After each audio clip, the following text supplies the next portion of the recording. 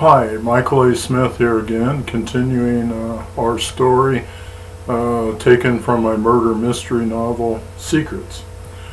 So Frank Montgomery, our protagonist, newspaper reporter, is home in bed asleep when he's awakened by a noise about 6 a.m. Sounds like a car backfiring. He gets up and he goes downstairs and fixes himself a cup of coffee, and about the time there's a knock on his door. He answers the door and finds himself face to face with Paul Murray, chief of detectives for the sheriff's department, who's investigating the murder because it took place in the county. So Frank says, "Fatso, what are you doing here?"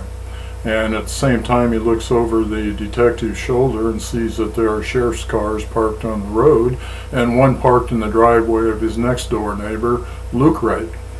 And Murray says, "Well, you're the one who tipped us off as to Luke Wright. You said there might be a rumor that he was a child molester. So we showed his photograph to our 12-year-old victim, and she positively identified him. Then we discovered, as you said, that he drives a brown pickup, and she identified the pickup. We then looked into his background and discovered that when he lived in other cities, he was suspected of similar crimes, but there was never enough evidence to indict him. So when we came to arrest him this morning, he barricaded himself in his bedroom with a handgun. The only person he let in was his oldest daughter, Nancy, and she had a shotgun. She killed him. Apparently he was having an incestuous relationship with his two oldest daughters. And Nancy had had enough and didn't want him to carry on with their younger sister, who was 12 years old. So Frank again is stunned, and he said, "Is there any possibility that Vernon had discovered Luke's secret and that Luke killed him?"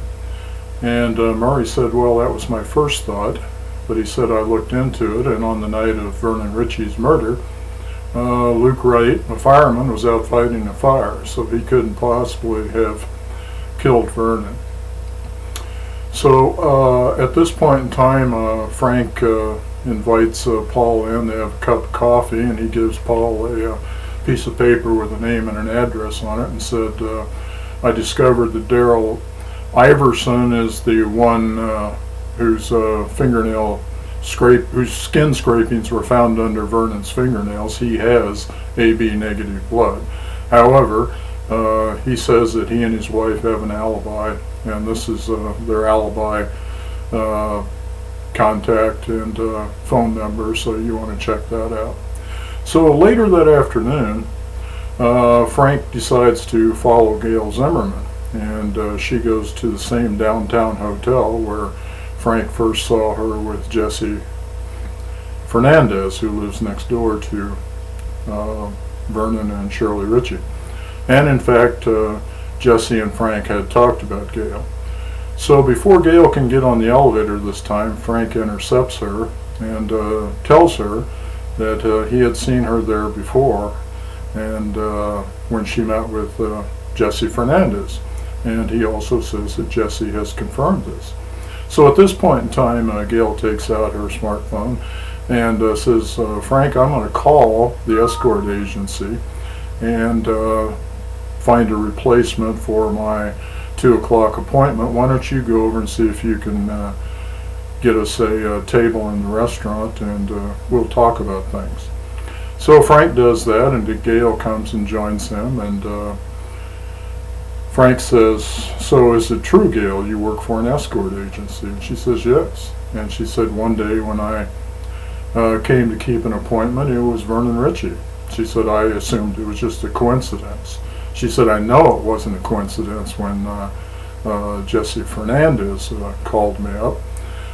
But she said that was Vernon's nature. And Frank said, "What do you mean? And do you know about Vernon's relationship with Lois and Kathy?" And Gail says, "Of course I do." She said, "I was at his duplex playpen on several occasions." She said, "What you have to realize, Frank, is that Vernon was a sexual predator.